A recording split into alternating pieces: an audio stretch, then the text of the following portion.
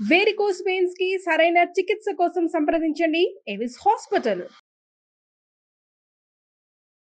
Hi hello నమస్తే, welcome back to Suman TV. ప్రస్తుతం మనతో పాటు ఉన్నారు family counsellor, motivational speaker, public speaker Rajani Ramma గారు. నమస్తే మ్యామ్. నమస్తే నవీన. మ్యామ్, ఒక కేసు, హస్బెండ్కి 47 years, వైఫ్కి 27 years. ఇక్కడ చాలా ఏజ్ గ్యాప్ ఉంది, 20 years. అయితే అతనికి ఆల్రెడీ ముందు ఒక అఫైర్ ఉంది హస్బెండ్కి.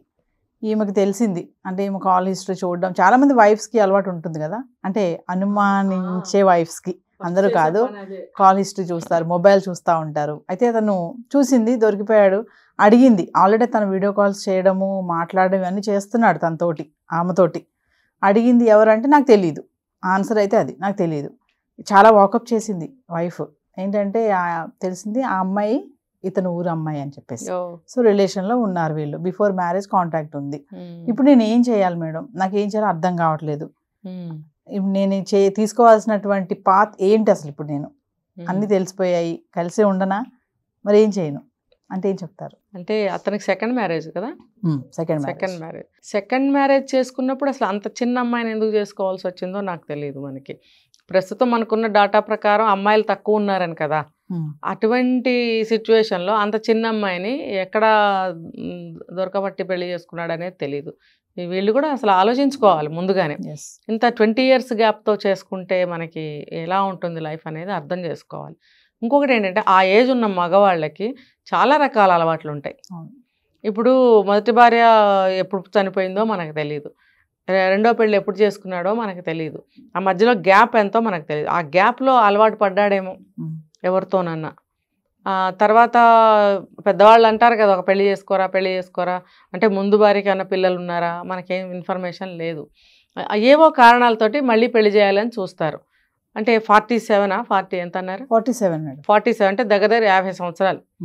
మరి నెక్స్ట్ లైఫ్ అనేది అతనికి తోడు నీడ ఉండాలి. పిల్లలు ఉంటే వాళ్ళకి పెళ్ళిడికి వస్తే కావాలి కదా తోడు, పెళ్ళిళ్ళు చేయడానికి కానీ ఇంట్లో ఒక ఆడపిల్లకి గైడెన్స్ ఇవ్వడానికి ఒక తల్లి కావాలి కదా అని బలవంతం చేసి పెళ్ళిళ్ళు చేస్తారు. ఇష్టం లేకపోయినా పెద్దవాళ్ళ కోసం పెళ్ళిళ్ళు చేస్తారు. చేసినప్పుడు ఇతను ఇంత చిన్న అమ్మాయిని సెలెక్ట్ చేసుకోకుండా ఉండాలి. ఇంత చిన్న అమ్మాయిని పెళ్లి చేసుకోవడానికి రీజనింగ్స్ ఉండుంటాయి. ఏంటనంటే ఆ అమ్మాయి ఫ్యామిలీ పూర్ ఫ్యామిలీ అయి ఉండొచ్చు, లేదా ఆ అమ్మాయికి ఏదన్నా కొంచెం ఏమంటారు హెల్త్ ఇష్యూస్ అని కూడా చెప్పను, ఏదైనా కాలు చేయి వంకర ఉండొచ్చు, సంబంధాలు రాకపోయి ఉండొచ్చు. ఆ కారణంతో కొంచెం పెద్దవాడు అయితే అయ్యిందే, కాస్త ఆస్తిపాస్తులు ఉన్నాయేమో, లేకపోతే మంచి జాబ్ ఉందేమో, నీ లైఫ్ బాగుంటుందమ్మా అని కాంప్రమైజ్ చేసి పెళ్లి చేసి ఉండొచ్చు. రీజనింగ్స్ మనకు తెలియవు. సరే, ఏ కారణమైనా కానీ పెళ్ళి అనేది చేశారు.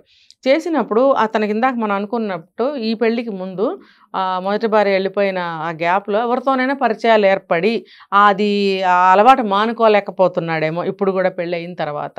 మరి అలాంటప్పుడు ఈ చిన్న అమ్మాయిని పెళ్లి చేసుకుని ఈ అమ్మాయిని బాధ పెట్టడం అవసరమా?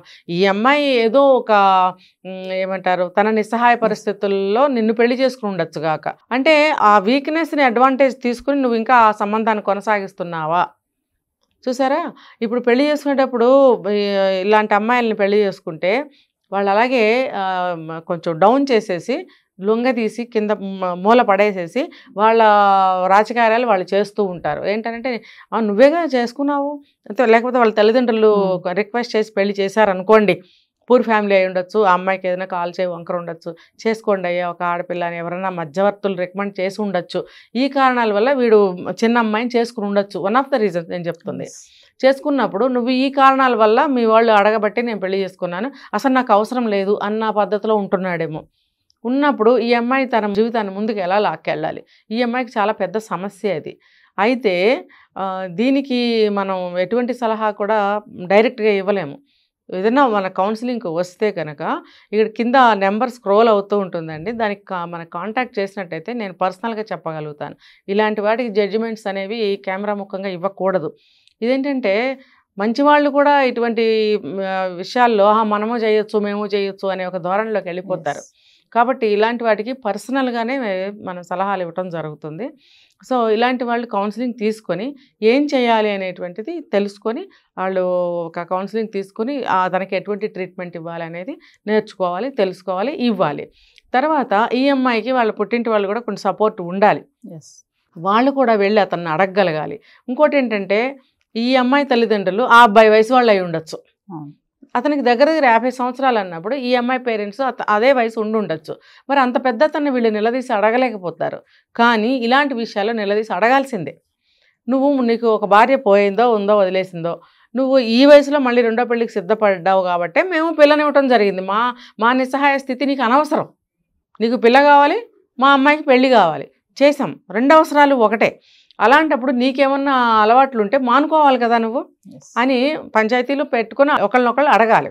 అడిగినప్పుడు లేదు అంటే ముందుగానే అసలు అడగాలి, బాబు నీకు ఇంత వయసు కదా, మరి నీకేమన్నా అలవాట్లు ఉన్నాయా, ఉంటే మానుకోగలవా అని ముందుగానే అడగటం తప్పేమీ లేదు ఈ రోజులను బట్టి. మరి అంత చిన్న అమ్మాయి జీవితం పాడవుతుంది కదండి.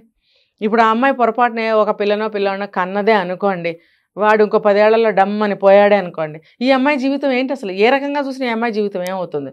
ఇప్పుడు భర్త నువ్వు ప్రేమగా లేకపోతుంటివి, నువ్వు మంచిగా నడుచుకోకపోతుంటివి, ఆ అమ్మాయికి మళ్ళీ ఒక బిడ్డ పాప పుడితే నువ్వు మళ్ళీ ఇంకేమన్నా అయితే ఆ అమ్మాయి జీవితం ఇంకేమవుతుంది? ఇవన్నీ ఆలోచించుకోవాల్సిన బాధ్యత ఈ అమ్మాయికి ఎక్కువగా ఉంటుంది. తర్వాత అతన్ని అడగవలసిన బాధ్యత తల్లిదండ్రులకి ఉండింది, ముందు అడగలేదు. ఇప్పుడైనా సరే అడిగి సరి చేయాల్సిన అవసరం ఉంటుంది. ఇంకా పర్సనల్ సలహాల కోసం అయితే కింద నెంబర్ స్క్రోల్ అవుతుందండి, దానికి మీరు కాల్ చేసి కౌన్సిలింగ్ తీసుకుంటే మీకు డైరెక్ట్గా నేను మీకు ఒక సలహా, ఒక జడ్జిమెంట్ నేను ఇవ్వగలుగుతాను. పబ్లిక్లో ఇలాంటివి ఇవ్వకూడదు. Thank you.